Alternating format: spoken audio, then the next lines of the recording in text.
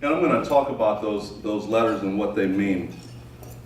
I fell upon personality profiles in college, before kids, before marriage, and I found a tape. A lot of you guys, I know there's some younger girls in here, but you know what a tape is. I had this tape, so it's by Dr. Robert Rome, and it's called Personality Profiles. And I was on a trip, I was headed back home to Chicago, so I was like, I'm going to listen to this thing. And I listened to this tape, and he talked about his 4 daughters, and he had a friend that come over one night, and he shared with them, they were arguing. He said, honey, it's time to go to bed. And she was like, I don't want to go to bed. He was like, it's time to go to bed. You need to go to bed right now. I want you in bed. And she walked away, and she kind of stumped her feet and walked away. And his buddy said, wow, man, have you ever done personality profiles? He said, what do you know? He said, what is this? He said, your daughter's a D, and you're a D. And she was born grown. You don't realize that, and you need to know your daughter was born grown. Every time you give her an order, all she hears is, you want to fight. That's her mentality. That's what she says. When you talk to a D personality, that's what they hear. And when you have the same personality, you two are going to knock heads until you figure out how to work with your daughter. You can give her rules, but you got to give her rules in a box that she can live in and she can make her own decisions. She don't want you to tell her what to do, even though you're her father. And so he gave him a scenario of how to get her to go to bed. Honey, I want you to go in your room, leave the TV on at 8:30. I'd just love to have you asleep and lights out by 9. But you make that decision when you want to go to bed. And I'm sitting there in the car, I'm thinking, man, that's perfect. And I didn't have any kids at the time. And so he figured these things out. And Dr. Rome he was pretty young at the time. He's been doing this, I believe, over 25 years now. So that kind of stuck with me a little bit. I said, I want to be that person. I want to be able to understand all of my kids. I've always known that back in the day, some teachers cookie cut their programs. That means they try and fit every kid into the same program. And I kind of always knew that wasn't the right way, that there's different kids, there's different, you got that kid that's always, ooh, me, and then that kid that doesn't want to answer questions. So I kind of related that all together. And years went by, a bunch of years went by, and then I was introduced to his book. And I read the book, and it taught me everything.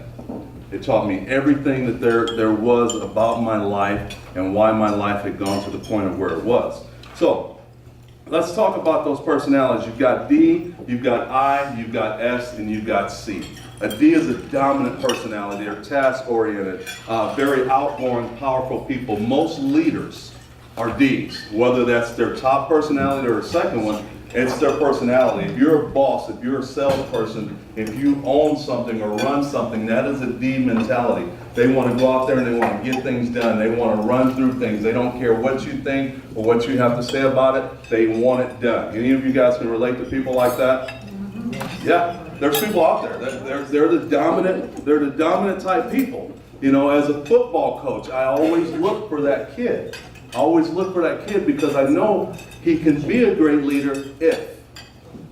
He's not going to be a great leader if that's all he has and that's all he brings to the table. He's going to run people off. If you're a salesperson, if you're a business person, people think they're leaders sometimes and they think they're out there walking and there's a group behind them and they look back and there's no one back there because no one wants to be around them. So if you have that dominant personality, you have to understand who you are and what you are, or what you'll run people off. People won't care about you as much as you think they care about you. An influencing person, that's my partner I was talking to you about. They're also people-oriented, they're outgoing. They're just parties waiting to happen. They're full of energy, they love to talk, they love to do 10 things at one time. They love to go, I'll say, Parker, and she's already, come on, Daddy, let's go. Even before she knows where I said let's go to, that's just an I mentality. They are 100% energy all the time. And that I, if you're an I, you have to understand that you're an I. You have to understand that some people think that may be annoying, but I's are people that love to be up on stage, that love to be out in front of people. You're movie people, people that just love to be on the go. That's an I mentality. Keywords are inspiring, they're impulsive, they have a great imagination, an unbelievable imagination. Their weaknesses are, they love to do too many things at one time. They get bored with things really, really fast. So if you got an I that's working for you, you need to understand, I'm gonna give them a job to do, but it can't be for weeks, it can't be all day. Here it is, get it done. You can also use I's in your organizations and use those people to maybe say some of the things that you want to get said, because they always want to talk. They always want to get out there and do that. And then you've got the S people. S's make up most of the crowd.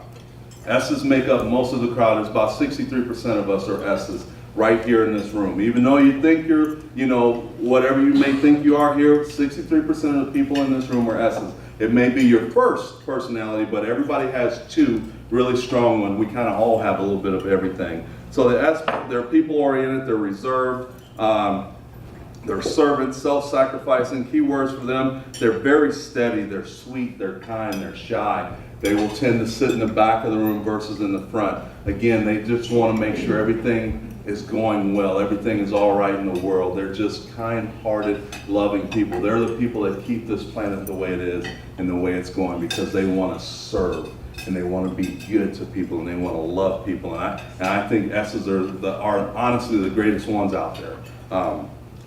C, the last one, and that's I'm going to say that's my last personality is a C. Very they're task-oriented, they're reserved. Keywords are critical thinkers. They're the measure twice, cut once. Tons of questions they got to know. They need to know from A to Z. If you're talking to someone, if you're selling something to someone out there, that C, you need to know that that person is a C, because you've got to bring it all. You got to bring everything. You can't leave anything out, because they probably already know what you're here to sell them or here to talk to them about. That's a C mentality. They love to be one-on-one. They love to push the envelope or question you. They're